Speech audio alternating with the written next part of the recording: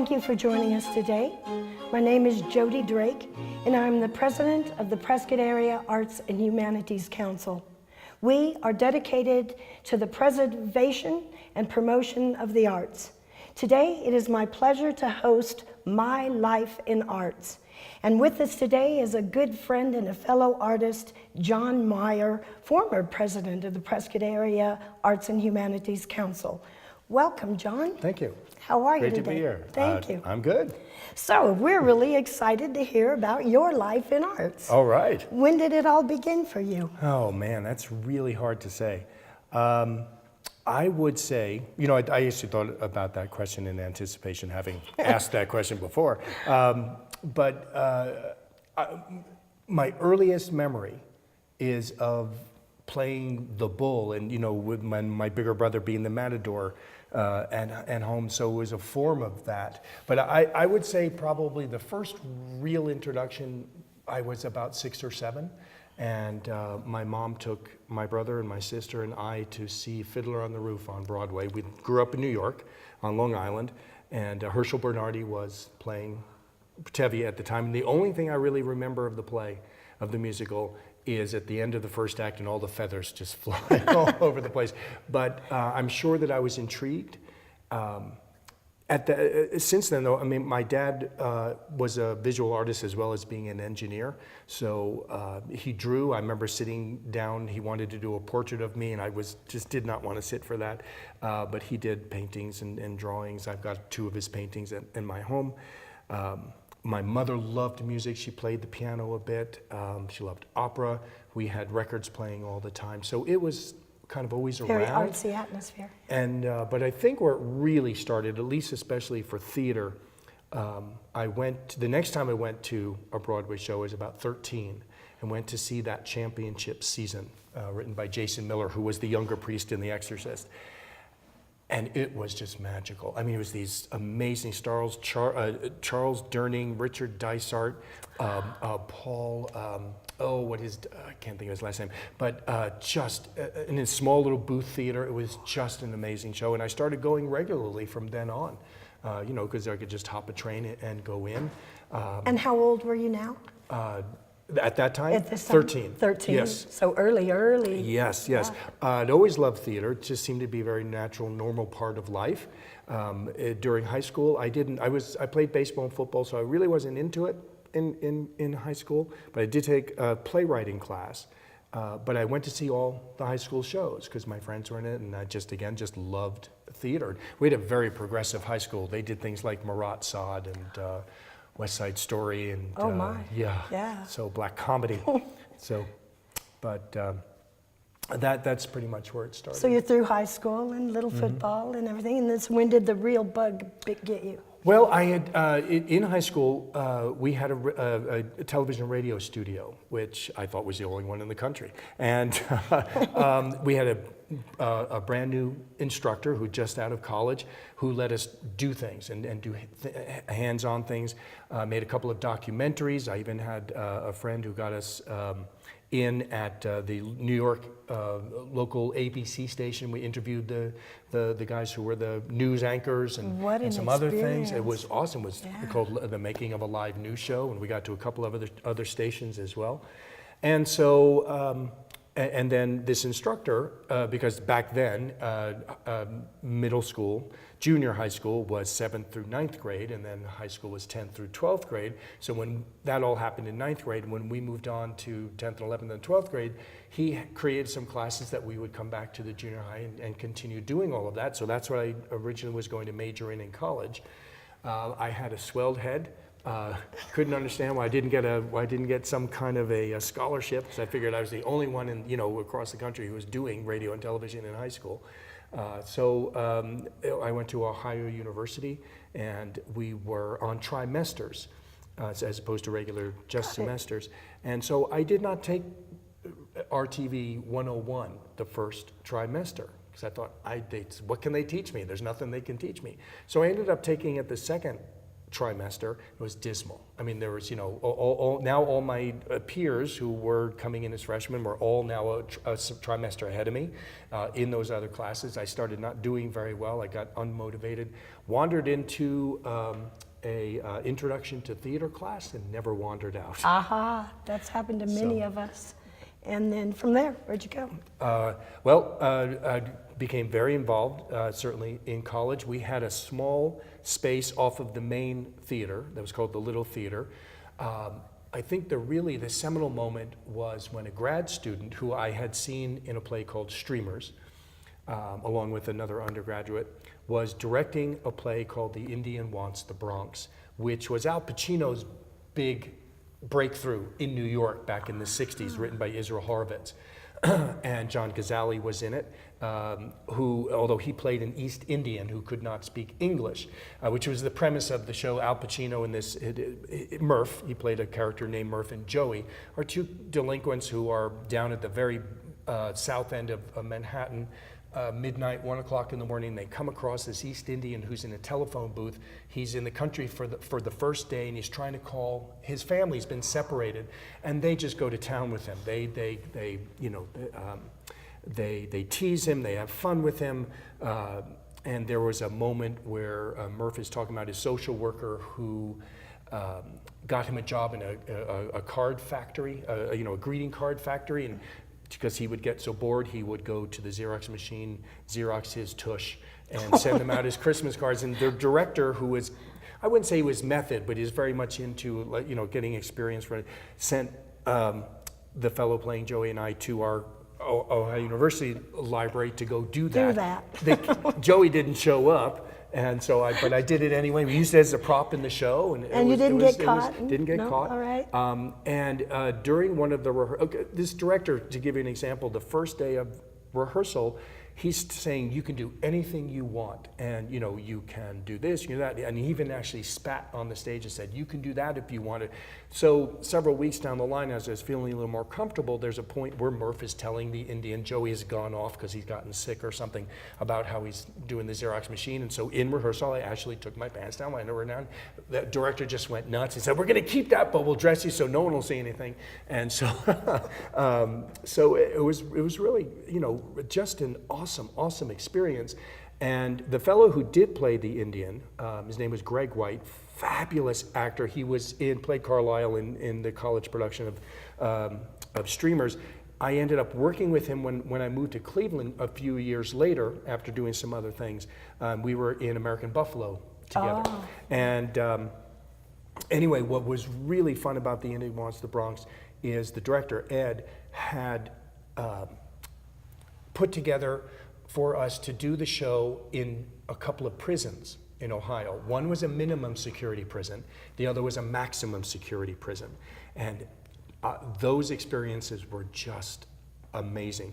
But what it really did was, until I got to grad school and was able to further the process, working with Ed on The Indian Wants the Bronx was the, like I said, the seminal moment for me to process characters and to process through a show. And it gave me a great freedom to experiment and just see where things could go. And I was lucky enough in a lot of places to have directors who allowed us to do those kinds of things. In grad school, the one thing that I really learned was to make it more from myself. For many years, I was one of those actors who would see myself from the stage, even though I was literally physically on stage, right. But it was like I was watching myself from the stage and going, oh, that was really good. Oh, this was just wonderful, and patting myself on the back. But it was all very, from the outside. External. Not quite getting in. And then through the work that I had in grad school, I remember I was doing Private Lives. I was playing Victor, and I had this moment where it was all of a sudden, instead of seeing myself from the stage, I was inside of myself and I was looking out. And that was an amazing moment. And that just even further formidable, it made my process more formidable as an actor. And I was able much more to see things from the inside and go out. And I think it had always been, but from that point on particularly, it just made me fascinated by what motivates characters. As a director as well, to me, that's where the crux of it is. You have to know why your character is doing what they're doing, Oh, I so and then you have agree. to justify it. And there's so many ways to do it. And of course, I tell particularly new actors or actors who don't have a lot of experience that I'm working with to write a biography for their character, so that when I come to them and I say, why did you make that choice? They can say, well, because my character did this, 30 years ago, or whatever it might be. And then you can justify it as opposed to just choosing something. So I've tried to instill that along the line as well, working with So I younger see actors. your eyes are just dancing right now. They're so alive. I wish the camera could come in and really see. But it makes me ask the question, is this where your love of being an educator came from? Because anyone who's worked with you knows you produce incredible things with the young folks. I think it's incredibly important that inexperienced actors, whether they are 13 or 73 or 83, it doesn't matter when they start. The important thing is that they learn theater the right way. And I have seen so many and way too many examples of young adults or new inexperienced actors, whether they're adults or teenagers or even elementary school kids, who are learning the theater the wrong Amen. way. And Yeah. and not only do we have to educate the people on stage, we need to educate the people off stage, the people who are coming to shows. And while, I hate to use this as an example because it's going to sound very colloquial, but a lot of the audiences in Prescott, I believe the vast majority of them cannot distinguish a good production from a bad production. And I have seen really bad productions get standing ovations just simply because they're on stage. That's not a reason to reward the actors on the stage.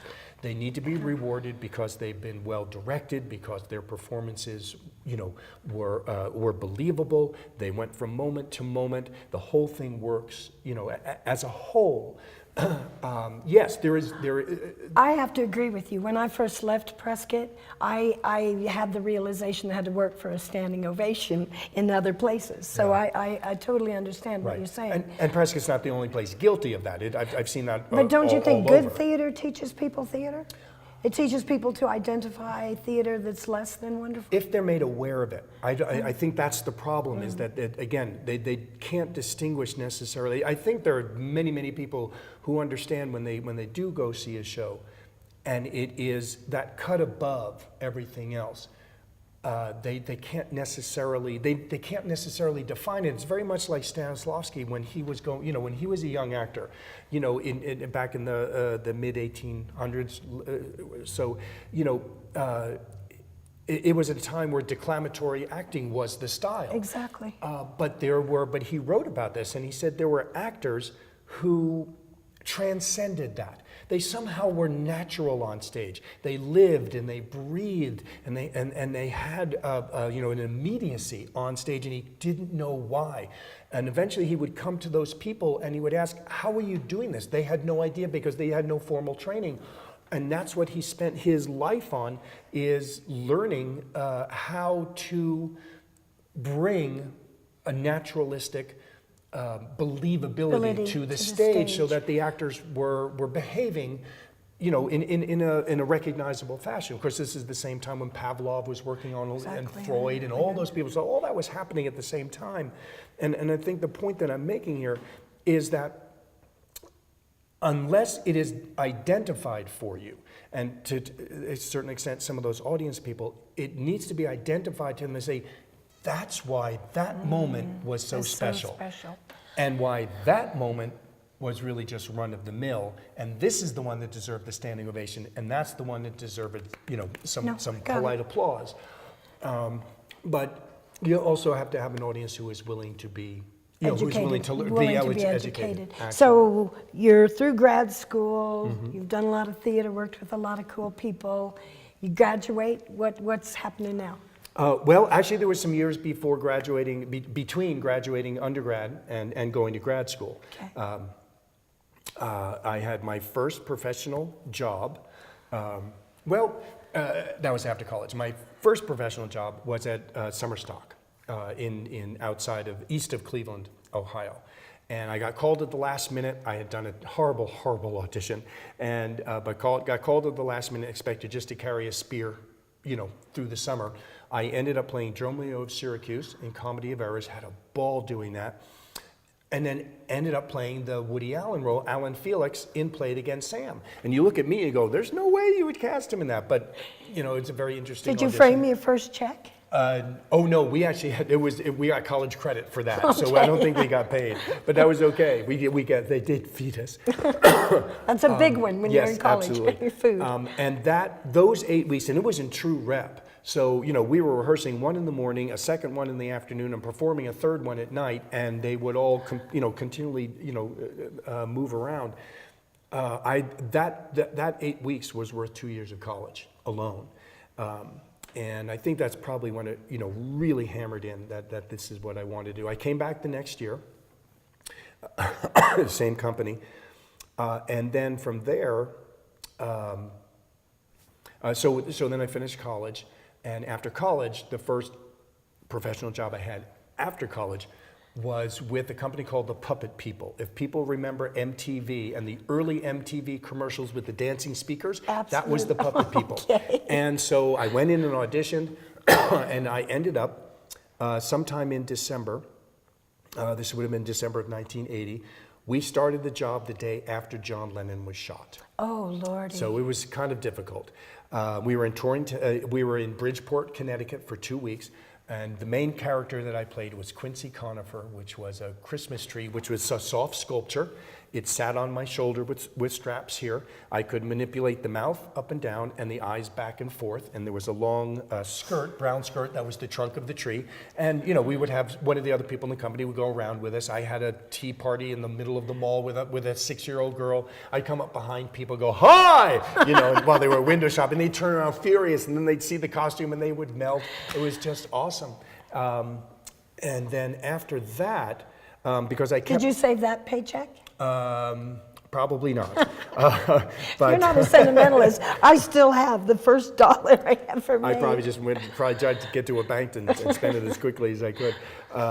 But I had earlier in September or August, whatever it was, I had gone to the Southeast Theater Conference auditions, big cattle call auditions, didn't get anything, but I kept writing to several of the directors, and finally one who was in Roanoke, Virginia, said, okay, come on down, we need an actor. So that was my first theater job out of college. It was at one of those old barn dinner theaters where the stage comes down from the ceiling. Wow. It's actually theater in the square, and all I can think of is Nathan Lane and the producers. Nobody had a good seat. And we did a Jack Sharkey play called Hot Turkey at Midnight, which we played like the Honeymooners. I played the Ed Norton character.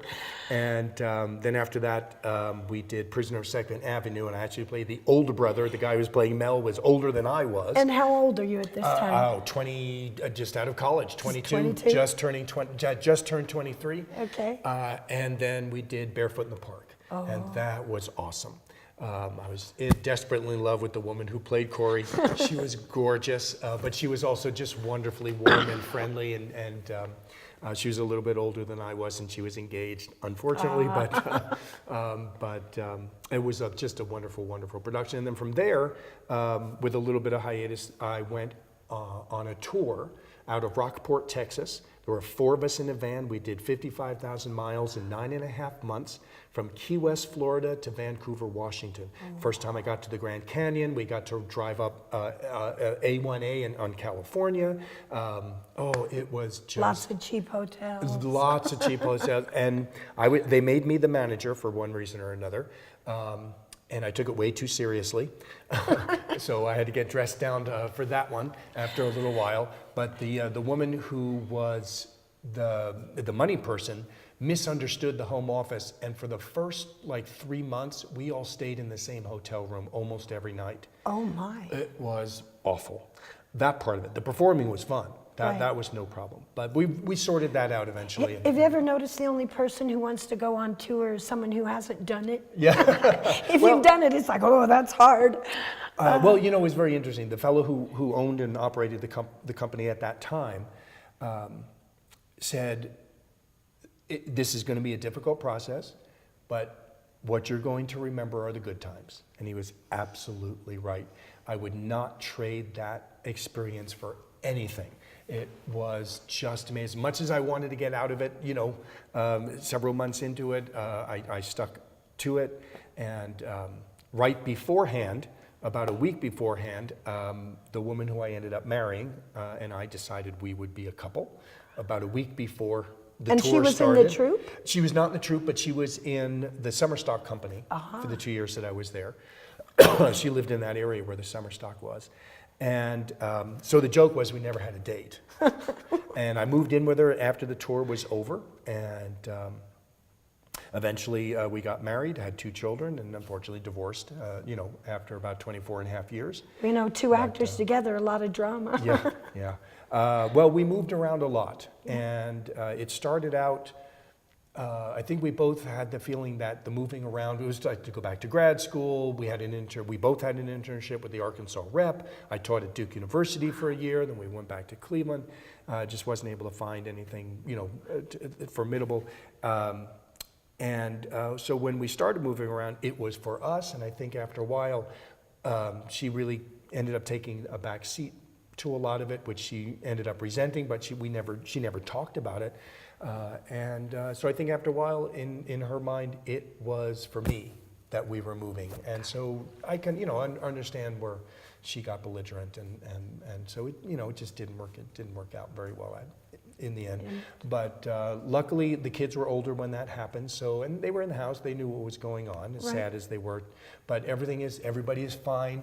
The one thing we did agree on through the divorce was that to make sure that the kids' lives were as normal as possible, and to completely reassure them over and over again that it was not their fault. They had nothing to do with it. We love them very much, which we still do. We all get along now, and as and normal really as an wonderful. actor's child can be. Right. We raise them very adult. Yeah, sometimes, but So, very creatively. very Both of my creatively. kids are very creative. They're both musical. So are mine. Isn't that So wild? we insisted that they have music lessons, which I think they both loved, and music became just a huge part of their lives. They both were in the marching band in high school.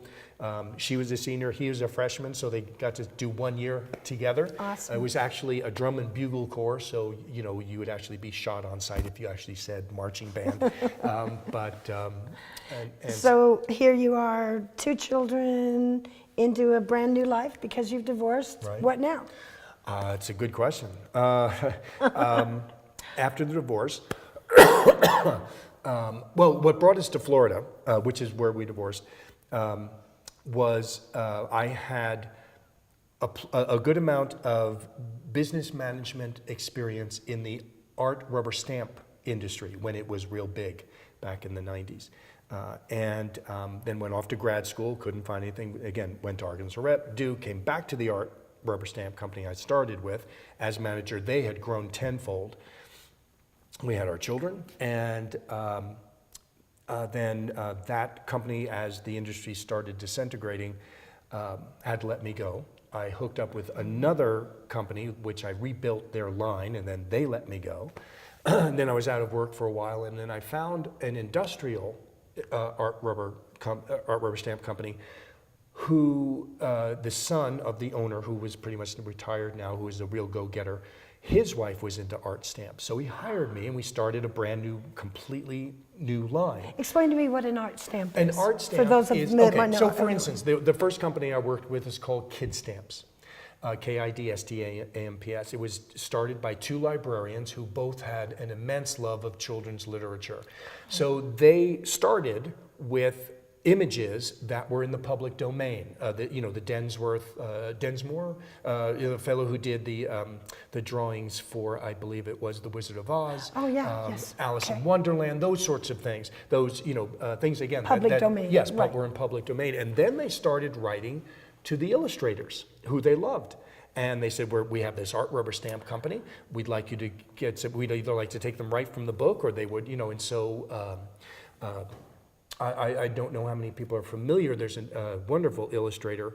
I believe she's English. Her name is Aliki Brandenburg, but she goes just by Aliki. And I was at a trade show, and she happened to be there. My daughter had just recently been born. She goes, "Oh, where's a piece of paper?" And she drew a bird in a nest, like "Welcome Anna" or something, right then and there for me. We put it in a frame, and I'm pretty sure we still have it. Wow. I got to meet. I can't think of her name off the top of my head, but the gal who did the illustrations for If You Give a Mouse a Cookie, she came So are to you the doing store. theater at night? Oh, yes. Okay, Yes. So, okay. yes, that's the constant. I mean, I was continually doing theater, either as an actor or as a director. I got very involved because it was very close to the house in Cleveland. We were in Cleveland Heights. The Jewish Community Center was a mile from my house. So I did a lot of work there. I ended up directing there as well. And Would you like some water? no, I'm fine. Okay. I'm one of my favorite directors that I worked with in Cleveland had started an equity company at a JCC, at a Jewish Community Center in Dallas, and then also did the same in Seattle. His dad ran a chemical company, and his dad got very ill, so he had to come back home and help run the company for a while. But he would also direct, at night. And I worked with him several times. I really enjoyed his style, and he and I would talk for a long time about the JCC system, and he was the one who encouraged me to begin looking into the JCC system. I had a couple of interviews. One was in Kansas City, didn't get it. One was in Detroit, didn't get it. I was very despondent, and then all of a sudden, the executive director in Sarasota, Florida calls, and because he was good friends with the executive director in Kansas City, who wanted to hire me, but her board didn't want me. I don't know why, but inconsequential. And so, because of the managerial experience I had in the art rubber stamp world, and having an MFA and a long list of credits, they hired me, and that was 97, and that's where I started theater administration. And are you Jewish? I am. Awesome. Then it's nice for people to know where Yes. the commonality comes in. Right. So that had to have been a wonderful experience to join the love of your life and the spirituality of your life together. Well, yes and no. I'm not a particularly religious person. Okay. We were raised as cultural Jews. My parents were both first generation, both born in the 20s. Excuse me, where their parents, particularly my mother's parents, who were Orthodox, came over. They wanted nothing. They wanted to assimilate. They wanted nothing to do with the Orthodoxy. So that was really very foreign to them. I mean, we did Passover and those sorts of things. The larger, easy to do things that really didn't have a lot of religion in it.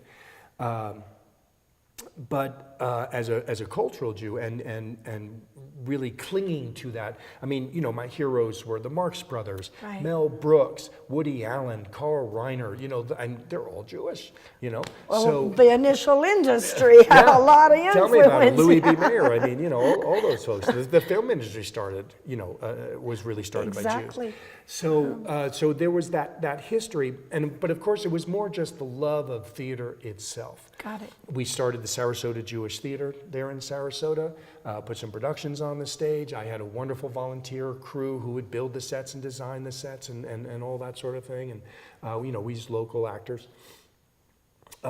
It was great because I all but had carte blanche to do, what I wanted to do. And it was really wonderful. So big question. Yes. Often as artists, we get carte blanche. I can't talk. Carte blanche. Did you use it? Yes, as much as I could. Awesome. I mean, I still had to be, as any theater administrator is going to be, unless they're, running their own theater, I had to be wary of budget. I had to create budget. I had to make sure there were butts and seats. So we had to do those things that were commercial as well. We were able to do some really fun stuff. We started a Jewish film festival. I was very lucky to have as my first chairperson a wonderful, wonderful man who's since passed away named Stuart Kaminsky, who was a novelist. He had a line of mystery novels. He had several different detectives. One was a detective that was supposed to live in Sarasota, and people would buy those books to see if their store was mentioned or if they were mentioned, in the book. And Stuart had entree into Hollywood.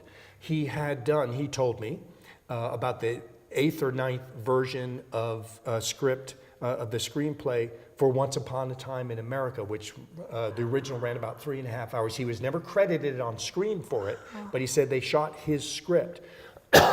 And so for our first festival, he brought Elliot Gould in for us. Oh, and and before the festival began, Stuart and I thought it would be really great to give an award away. And we both had a love for the actor Jack Gilford, who I know a lot of people don't recognize the name, but as soon as you see the face, you know who he is. He originated Hysterium and Funny Thing Happened in the Forum. He originated Herr Schultz in Cabaret. I was, the Cracker Jack commercial, the Cracker Jack guy. And because Elliot worked very closly with Jack many times, so it was called the Jack Gilford Award, and it was for actors who, brought professionalism and integrity to their roles at playing Jewish roles. And so we honored Elliot Gould the first year, and he was delightful to come in. And about 6 months later, as we started planning the next film festival, I get a call, and she goes, "Hello?" I said, "Is this Jon Meyer?" "Yes." "This is Madeline Gilford, Jack's widow." And we had wanted to contact her, but either there wasn't a time, we didn't quite know where to find her. She goes, "You did you had an award in Jack's name. Why didn't you call me? I would have come. I would have given you money." And I said, "Well, we couldn't find it." "Well, I'll come to the next one." "Okay." And she did. She paid her own way down to Sarasota from New York. She paid her own hotel. She gave us money. And the next year we brought in Eva Marie Saint because we showed Exodus. So how old are you at this point? I am, this is 97, so 40. Okay. Starting getting into my early 40s. It's interesting to know how old you are, the different aspects of this. Absolutely. So at 40, you got it all. I thought I did, I guess. Like we all do. And then I befriended a very talented couple, Sharon and David Ornstein. She was a trained opera singer, had just a beautiful singing voice, and also did a lot of writing. He was a prodigy on the piano. He had his own just two-handed arrangement of Rhapsody in Blue of Gershwin. That was just phenomenal. There were a few times where I would write shows for the summer kids or a Hanukkah show, and I go, "David, I've written some lyrics. Can you put music to it?" And 2 days later, go, "Here's the music." So Blow you away. anyway, she came to me one time and said, "I want to do a musical based on Golda Meir's life." Awesome. Well, the problem was, so we put it on the schedule. Excuse me. So we put it on the schedule, and it was also part of this kind of hoity-toity schedule series that we had that was chaired by a couple of women who lived out on Longboat Key. For anyone or people who don't know Sarasota, Longboat Key is the well-to-do area in Sarasota. Yes, basically everybody's a millionaire who lives there. And Stephen King, I think, lived out there. Lucille Ball, may have lived out there. Anyway, Smothers Brothers, or at least one of the Smothers Brothers did. And so these two women in this hoity-toity series would get their friends to come and buy tickets, and so the Gold, I think it was called Golda, was on there. Well, I didn't see a script until the first read-through. She kept promising and I never saw it, and it was thick. It was long. And by the time we finally got it up on its feet, we realized it's a 3-hour show. Oh. And with, a $25 budget, excuse me, it's very hard to sustain interest in a 3-hour show. Plus, we had seats much like the Smoke Eyes here, the padded seats. They were comfortable, but not for 3 hours. And so people started leaving during the second act. And I would go after them, and they say, no, the show is wonderful. I just can't sit anymore, in these seats. Well, these two women who, were with the chair of the hoity-toity series did not like the show. They were embarrassed. They thought it was not without merit, or that it was without merit. And I don't know if this is true or not, but I believe they went to my executive director and said, "You have a choice, him or our money." And he chose the money. And the show was in April. sometime after the show closed, very, very shortly after the show closed, he said, John, I need to see you in my office. Okay, well, I didn't make it to his office for a month. So it was now the beginning of May when I finally went in. And he went through this list of things that supposedly I was guilty of. My committee didn't have any respect for me anymore. They, this, that, and the other. I'm going, well, why weren't these things brought up before? They're all fixable. Why couldn't we do anything about it? So essentially he said, I need to let you go. Well, I didn't leave the place till August after summer camp, So it was a very strange situation. And that's then where I went up to Harrisonburg, Virginia. Oh, wow. In the heart of the Shenandoah Valley, which is not unlike, Harrisonburg is not unlike Prescott. It's a little smaller. Court Square, all of that. And that's where I had my first exposure to doing the presentational side of theater. We were bringing in concerts and all kinds of different things. I had a wonderful sound guy who booked most of the music. I booked the theater things and other odds and ends. We started an independent and foreign film series, which was very successful. We had a 16 millimeter projector, a 35 millimeter projector right on premise, and took a theater that was bleeding money and low attendance, and within a year we were starting to be in the black. Attendance was rising, and Isn't it amazing how when you put the accent on the art, money seems to take care of itself? Yeah. I've seen so many theaters that when the accent is on the art, the theater thrives. Yeah. Put the accent on money, Yeah. Well, I think it was also that, the first order of business, whether you're presenting or producing, is to entertain. Right. That's why people are buying the ticket, is to be entertained. And you look at something like directed a couple of years ago, The Grapes of Wrath, has a great message. It's heavy and based on, of course, an incredible novel and all of that. But still, we had to entertain the audience before we did anything else. And I think that's what was happening in Harrisonburg. We were entertaining people again all of a sudden. We were bringing in acts they wanted to see. We were making it easy for them to get tickets. We created a create your own series that people could, pick and choose from that they wanted to, and trying to give them, a good deal on their money. And we started finding sponsors, and so it was a nice community effort.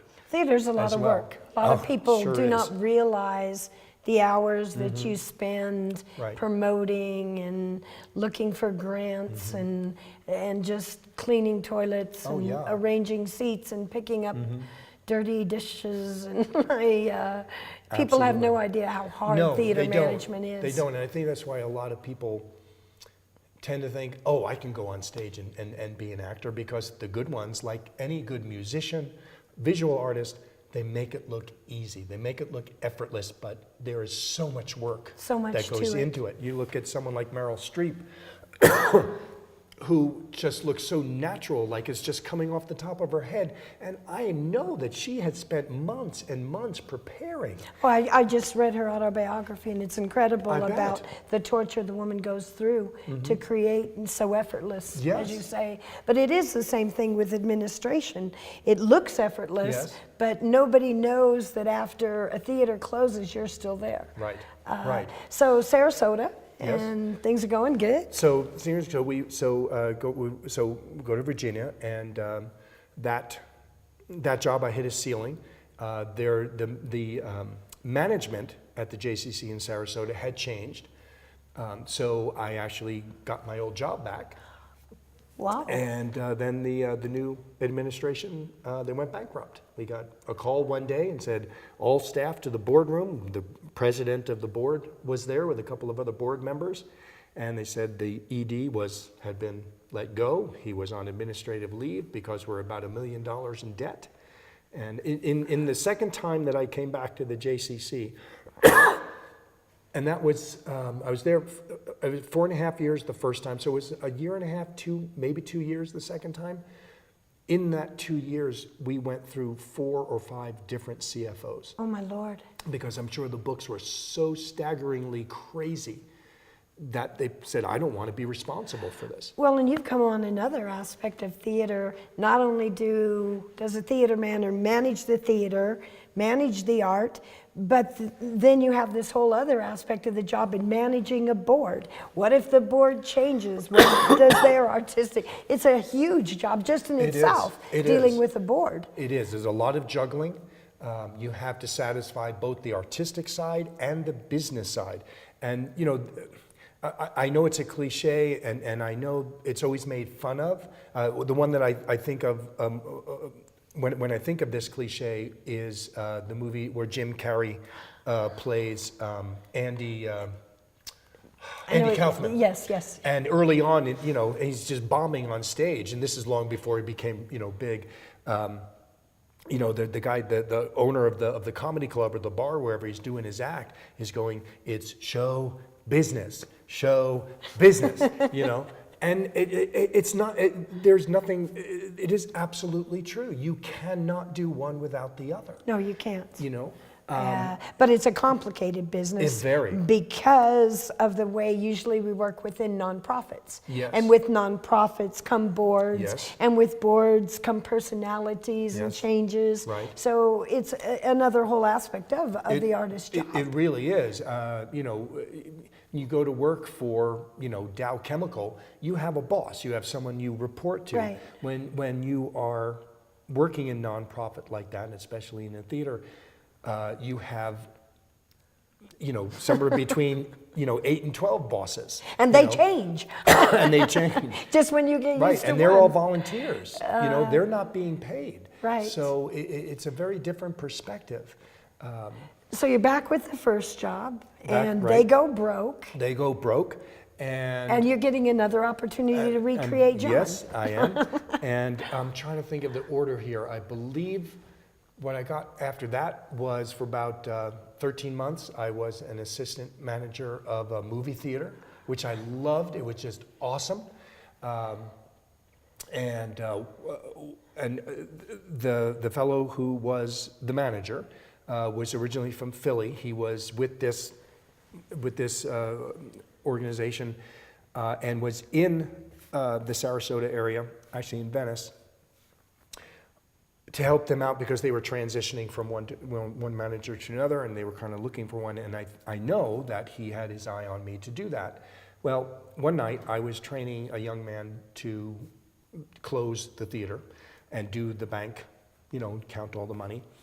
And there was part of the deposit that was not in the bag, and instead of redoing the entire bag, I just cut it open, slipped the money in, taped up real good, and the next day my manager calls and he goes, John, where's the $2,000 that's in the deposit? I'm going, what are you talking about? I put it in the night deposit thing. Yeah, I'm sure that's what you did, but the money's not there. I said, what do you mean the money's not there? You know, the other guy watched me, you know, tape it back up, and I put it like I always do. He goes, yeah, I'm sure you did, but the money's not there, and the corporate says we need to let you go. Well, a couple of days later, I found out the bank was going through their videos, and they saw one of the tellers take the money because it was, you know, because it had been taped over. Right. They took the money, so I don't know what happened to them. I'm sure they got fired too. Did they hire you back? No, they did not. But shortly after, I got hired at a private school in the area, who I had a vague encounter with the fellow who was the theater teacher there, who wanted now to get out of the classroom and more into administrative stuff. So so I was there for a year, and then the bubble, the economy dropped out, and so they were not getting a lot of the renewals for, you know, people to re-sign up. A lot of those kids were going back to public school, and so the handful of teachers that they hired for that school year, we were all let go, just simply because, you know, that they couldn't afford. How old are you at this point? Let's see, that was, well, 50-ish. Okay. Or so. And so that was May of 97. And with the economy the way it was, Also having been separated and living in a mobile trailer with someone who had worked at the JCC and was renting me a room, I was looking for work and trying to find anything very difficult. I mean, as we've been discussing, I've been in and out of work so many times, but something always came up. You're an actor. Yeah. And, It's a contract we sign. Yes, yeah, in blood. They don't tell us we're signing That's it. right. That's right. And so it was 7 months before I found the job at PCA. I thought I would never work again. I didn't know what to do. Let's talk about some of the fascinating things that you've done for PCA. Okay. When you first came here, it was a little sleepy community theater. It was. And boy, you just brought some wonderful things in. Let's talk about you. some of those. Stage 2? Stage 2, well, Yes. Stage 2 came about 3 years into or so. One of the very first things I did when I got here was, we need your signature on the, I can never remember the initials, the RFP. There had been a long-standing committee for a new building, for a new theater. Right. And they were putting out an RPF. Because for those of you who may not know, there are pillars at the Yes. Prescott Center for the Well, Arts. we're also in a 120-year-old building. Church, you know, Catholic church. Right, they Catholic, yeah. And, see, I don't need to do that. I do. And, I'm Catholic. yes, so, it's a wonderful, wonderful building, but Yes. it's constant maintenance because of the age. But even long before I got there, they wanted to see Forever. about It's building. been a dream, Right. yes. So we sent off the RFP, and my board president and I, very quickly decided the only way to come to any kind of real decision that committee, the new theater committee, could live with, is to have these people come in and tell us whether we could build a new theater or not. I mean, yeah, we could build it, but we found out it would also be 5 years of fundraising before a shovel would touch the ground. In a herd economy. Yeah. Oh, yeah, right. Yeah. So it was With other basic- major Prescott organizations also trying to Right, raise and, funds. and Mary Ann Dutton, who is a wonderful musical woman, started a choir down in Phoenix and did the PCA Singers up here, musical directed Annie for me. She was the chair of that search committee, the building committee. And so once we realized after the investigation was done that we really couldn't build a building, was to go look for a new space. And so she and I went around to many, many spaces, and luckily we found the one that is now Stage 2, which is... And for those who may not be familiar, Stage 2 is a black box It's theater. a black box theater. A limited audience. Yes, 1,500 square feet. But you brought in some theater that hadn't normally been being done. Yes. Some alternative theater. Yes, Could we call it yes, that? it was very much Yeah. set up to be more, what's the word? Avant-garde? No, not necessarily avant-garde. I think that's a whole different thing. But just more challenging. And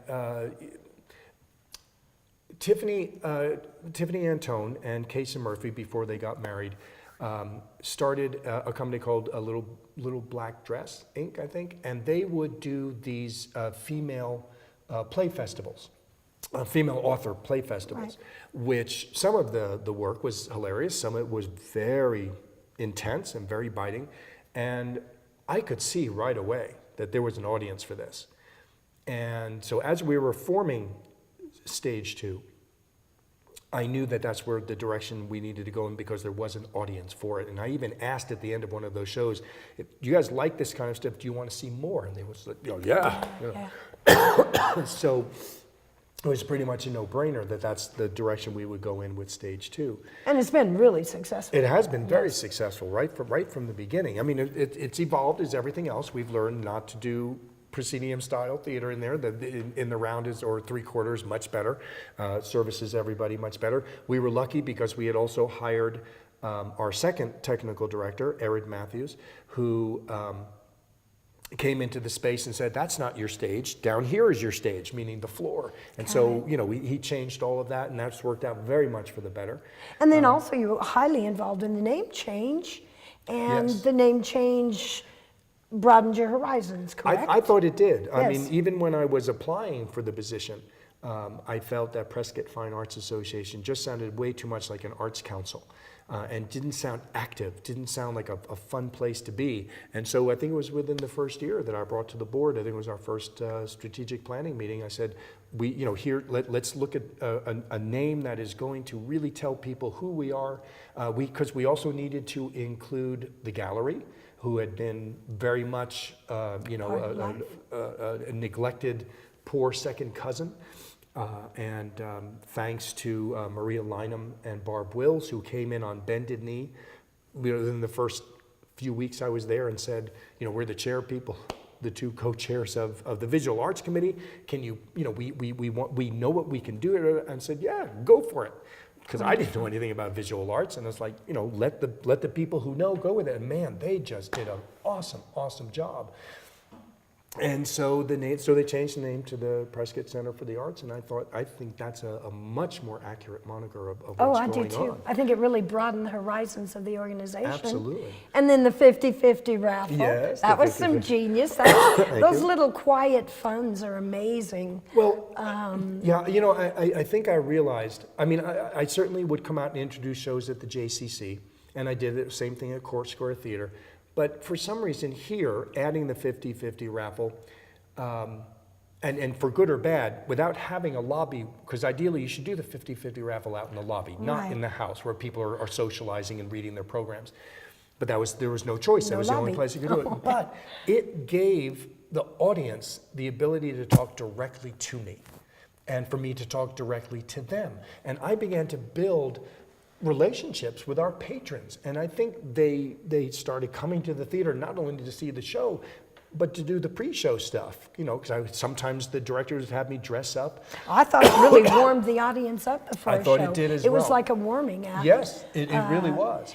And then I put it at the back, but certainly I have a great deal of admiration for this next one. What you did with the youth at PCA, the summer programs, Absolutely. Just amazing. Thank you. As someone years ago, before Prescott was even a twinkle in your eye, I used to do the summer program, and it was really good to see someone come back in that had passion and love. Yeah. For Well, that. the youth is where your next audience is coming Yes, from. they are. Or your next actors are coming from. And again, going back to what we talked about earlier, is teaching the kids how to do theater the right way. And it's not that we weren't, but it was only a 1-week program. What can you teach a kid in 1 week? Nothing. You teach them nothing. And then you're dark. The rest of the summer, you're not generating any income. Do you remember Missoula Theater? Vaguely. I used to be yes. a horrible proponent to them. I hated that. That you just teach them how to be cattle. You don't teach them anything real about theater. Yeah. You just teach them how to be cattle. Yeah. So that program, just an incredible program. Yeah. So probably now the question that's on everybody's mind, what are you going to do? Get exciting new possibilities everywhere? Well, for the first time in my life, for good or bad, my dad passed away in, I believe it was 98, and my mom passed away in 2012. And my dad, being an engineer, was also in and out of work quite a lot.